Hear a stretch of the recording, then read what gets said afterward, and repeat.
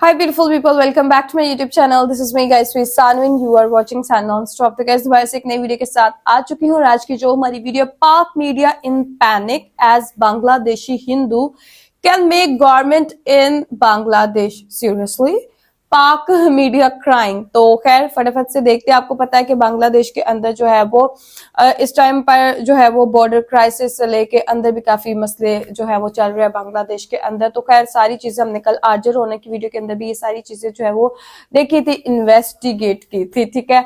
तो खैर अब आज जो है वो देखते हैं कि पाकिस्तानी मीडिया का इस सारी चीजों के ऊपर क्या कहना है कि मतलब वहां के जो हिंदू है अब अपनी गवर्नमेंट अलग से बांग्लादेश के अंदर बना सकते हैं। Is it true? और मुझे खैर इसका पक्का नहीं पता, तो वीडियो के अंदर चल के देखते हैं। आप लोगों ने लाइक करना है, सब्सक्राइब करना है, दोस्तों के साथ इस वीडियो को शेयर करना है। और कल जो है वो मैंने बोला था कि बांग्लादेश का नाम सुनते जो है वो आपके माइंड में फर्स्ट वर्ड क्या आता है, तो काफी फनी फनी किस्म के लोगों ने अंदर आंसर किए थे। तो शेख हसीना के बाद जो है वो फिर बांग्लादेश का आई थिंक सो डाउनफॉल जो है वो स्टार्ट हो गया है और काफी चीजें जो है वो वहां पर जो है वो नजर आ रही है कि ठीक तरीके से नहीं हो रही। तो खैर फटाफट से वीडियो के अंदर चल के देखते हैं। बांग्लादेश में सनातनी अब खेला करने वाले हैं। क्या बांग्लादेश में हिंदू सत्ता के किंग मेकर बन गए? और उससे भी बड़ा सवाल ये, क्या बांग्लादेश में ही सनातनी ही खत्म करेंगे यूनुस की तानाशाही? और 8% हिंदू आबादी बांग्लादेश में सत्ता के लिहाज से निर्णायक कैसे बन गई है? अच्छा चलिए, आपने शेख हसीना को सपोर्ट करा है, बिल्कुल करा है शेख हसीना को सपोर्ट। हम अगर बांग्लादेशी लोग किसी को अपना प्रधानमंत्री बनाते हैं, राइट, चुन के प्रधानमंत्री बनाते हैं, चाहे आपके इलेक्शन में धांधली हो ना हो, वो हमारा हेडेक नहीं है, वो आपका इंटरनल मैटर है। आप लोग धांधली करिए, बैलेट बॉक्स की चोरी करिए, वो बांग्लादेश का इंटरनल मामला है। It is none of India's business. पर अगर कोई विराजमान है उस कुर्सी पर, अगर कोई बैठती है उस कुर्सी पर, राइट, तो भारत तो उन्हीं के साथ डील करेगा। है कि अगर मोदी साहब हसीना वाजिद को वापस भेजते हैं तो वो ट्रस्ट खत्म हो जाएगा कि यार ये तो हमारा, ये कैसे दोस्त हैं कि जिन्होंने मुश्किल वक्त में हमारी रखा ही नहीं है हमें। और अगर नहीं भेजते तो इंडिया के ऊपर क्वेश्चन मार्क लग जाएगा। तो what do you make of that? Bangladesh में जातीय संसद, वहां पर 20 ऐसी सीटें हैं जहां हिंदुओं का दबदबा है। इनमें खुलना है, खुलना 5, ठाकुरगांव, दिनाजपुर, रंगपुर 3, कुरीग्राम 3, नगांव 1, नगांव 3, जसोर 5, मगुरा 2, बोरगुना 1 और फिरोजपुर 2। ये तमाम सीटों का नाम नंबर है जहां पर सीटें ऐसी हैं जहां सबसे अहम हिंदू वोटर हो जाता है। और सरकार बनाने के लिए जरूरी 151 का ये 13% से ज्यादा हो जाता है। बांग्लादेश में 8% हिंदू वोट, जो मुसलमानों के बाद सबसे ज्यादा है, यानी कि सेकंड मेजॉरिटी कह सकते हैं आप माइनॉरिटी के लिहाज से। और जातीय संसद की 30 सीटों पर हिंदू अहम फैक्टर माने जाते हैं। इन सीटों पर हिंदुओं का दबदबा तो नहीं है, लेकिन यहाँ हिंदू ही जीत और हार में अहम भूमिका निभाते हैं।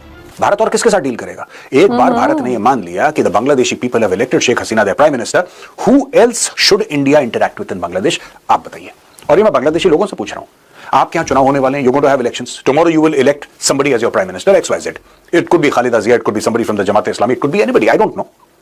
India will have to deal with that individual. Do you think India will keep on dealing with Sheikh Hasina in Delhi? No, India will have to deal with whoever is the right. जय हिंद दोस्तों काफी बड़ी और important update है बांग्लादेश में चुनाव को लेकर। बांग्लादेश में चुनाव होने जा रहे हैं और इस बार कहा तो यही जा रहा है कि लोकतंत्र प्रक्रिया से, जो लोकतंत्र में चुनाव की प्रक्रिया होती है उसके थ्रू जो है पूरा चुनाव का प्रोसेस होगा।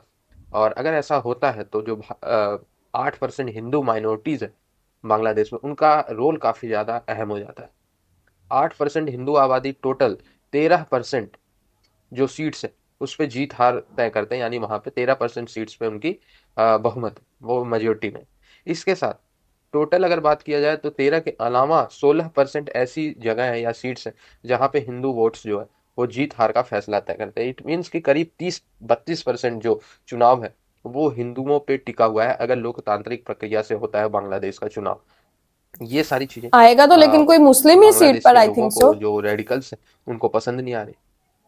पर कि हिंदू भी कोई आ सकता है, जो वेस्टर्न पावर्स है खास करके अमेरिका, इन सबको जो है वो लोकतंत्र का अमेरिका हर जगह भाई मॉनिटर कर रहा है चीजों को। प्रक्रिया से हुआ तो हम देखेंगे कि कुछ वहां पे हिंदू MPs हमें पार्लियामेंट में नजर आएंगे और हिंदू की जो समस्याएं हैं वो उजागर होती हुई वहां पे नजर आएंगी और उनके भी मुद्दे बांग्लादेश की जो टॉप अथॉरिटी है वहां पे हमें नजर आएंगे। तो ये सारी चीजें पाकिस्तानियों को अच्छी नहीं लगना चाहिए। ये हिंदुओं की वोट की कोई वैल्यू नहीं होनी चाहिए, ये पाकिस्तानी सोच रहे हैं और कह रहे हैं।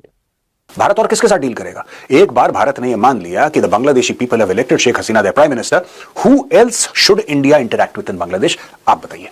और ये मैं बांग्लादेशी लोगों से पूछ रहा हूं, आपके यहाँ चुनाव होने वाले हैं, you going to have elections tomorrow, you will elect somebody as your prime minister XYZ.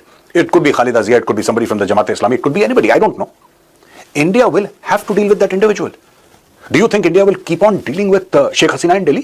No, India will have to deal with whoever is the rightfully elected Prime Minister of Bangladesh. That is how it is.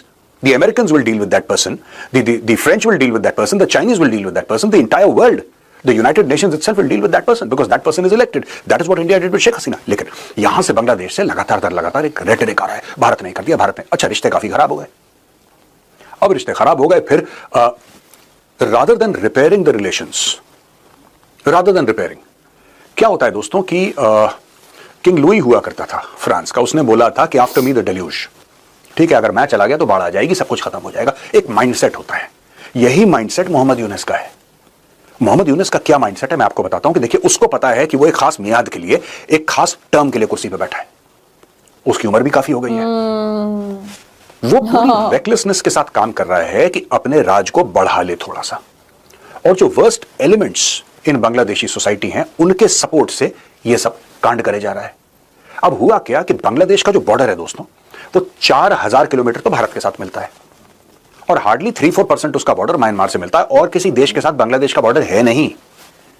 तो जो कई बांग्लादेशी ये बोलते हैं या political parties वाले ये बोलते हैं कि हम चिकन नेक से काट देंगे, अगर आप मैप देखें, और ये सामने आपके मैप है, you will realise chicken neck से वो काट नहीं सकते. Bangladesh is surrounded by India. ये लोग मैप को उल्टा देख रहे हैं. जो बांग्लादेशी मिलिट्री वाले हैं, इनके पॉलिटिकल लीडर्स हैं, इनके डिप्लोमेट्स हैं, they are looking at the map upside down. If you look at the map of Bangladesh, you will realise that Bangladesh is surrounded by India, और एक तरफ समुद्र है.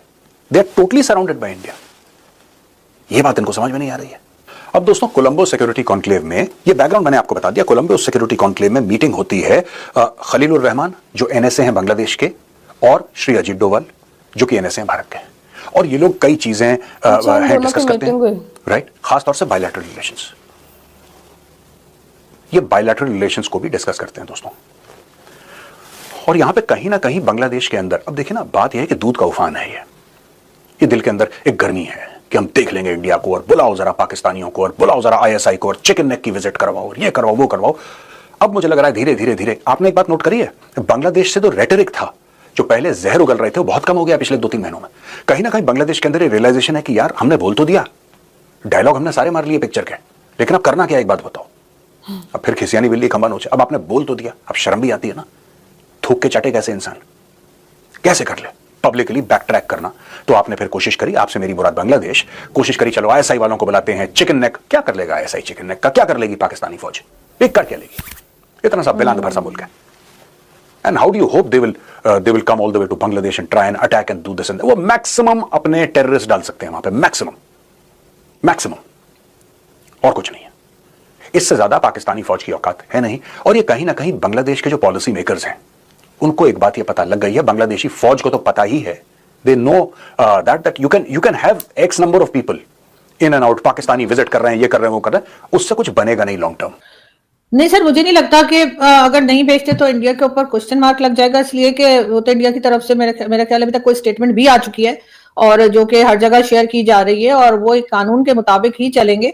अब चाहे वो शेख हसीना हो या कोई भी हो, अगर वो भारत में उन्होंने पनाह ले रखी है, और अगर कानून के हिसाब से उन्हें वापस करना होगा, तो मुझे नहीं लगता कि भारत इस चीज में जो है वो रोकेगा या नहीं भेजेगा. इसलिए कि जाहिर है सारी दुनिया देख रही है कि इंटरनेशनल लॉ के हिसाब से अगर उनको भेजना पड़ा तो बिल्कुल जाएंगे. और मेरे ख्याल है शेख हसीना भी जो है वो, जैसा मैंने कहा कि अपने अपील वगैरह के बाद और अपने केस को स्टडी करने के बाद, या जो उनके लोग हैं जैसा वो एडवाइस करेंगे वो वैसा ही करेंगी. तो वो तो पहले भी 1-2 बार कह चुकी हैं कि इलेक्शन से पहले वो वापस जाना चाहती हैं. तो हो सकता है कि उनके जो लोग हों या उनके साथ जो टीम है वो किसी तरह का इस केस को लेकर ऐसा आगे जाए. इसलिए कि सर अभी सजा सिर्फ सुनाई गई है, लेकिन यहाँ पर तो चीजें बदल भी जाती हैं, और सजाएं जो हैं वो भी बदली जा सकती हैं. तो वो तो डिपेंड करता है कि वो अपने केस को, उनका लॉयर या उनकी लॉ टीम जो है वो कैसे लेकर चलती है. मुझे नहीं लगता कि इसमें कहीं से भी भारत को कोई तरह की प्रॉब्लम फेस करनी पड़ेगी, क्योंकि अगर हर तरफ से यही अगर रिजल्ट आया कि नहीं उनको भेजना ही है, तो मेरे ख्याल है फिर वो खुद भी चली जाएंगी. वो क्यों भारत को ऐसी मुश्किल में डालेंगी. लेकिन आपकी बात तो सही है मैडम कि वो भारत को क्यों मुश्किल में डालेंगी, लेकिन एक और चीज़ भी है ना. बहुत सारे लोगों का ये कहना है, मैं जो चीज़ मैं समझ रहा था या देख रहा था, बहुत सारे लोगों का ये कहना है कि इंडिया जो है वो जब इंडिया को कोई बंदा चाहिए होता है तो इंडिया तो उस पर शोर डाल देता है और कहता है कि भाई इस बंदे को जो है वो वापस भेजो। मिसाल के तौर पर एक बंदा था जिसका नाम तहव्वुर राना था, तो उसकी हवालगी इंडिया ने अमेरिका से उसको ले लिया। अगर तहव्वुर राना को इंडिया ने अमेरिका से ले लिया और इंडिया ने कहा जी इस बंदे को भेजेंगे, नीडेड है, ठीक है जी, दैट्स अ क्वेश्चन। फिर आपको याद होगा कि एक बंदा है, उसको अभी इंडिया जो है आई थिंक विजय मालिया या समथिंग, वो बरतानिया में है। फिर एक बंदा और है जो यूके बेल्जियम से इंडिया मंगवा रहा है। तो इंडिया ये एक्सपेक्ट करता है कि दूसरी कोर्ट्स इंडिया की सेंसिटिविटीज का ख्याल रखें। तो ये मौका तो बड़ा इंपॉर्टेंट है कि उनको चाहिए कि वो ये इंगेजमेंट करें इंडिया के साथ, और अगर वो नहीं होते तो आपको लगता है कि मामलात इस हद तक भी जा सकते हैं कि डिप्लोमेटिक रिलेशंस नेक्स्ट गवर्नमेंट जब आएगी अगले साल अगर इलेक्शन हो जाते हैं तो खराब हो जाएंगे।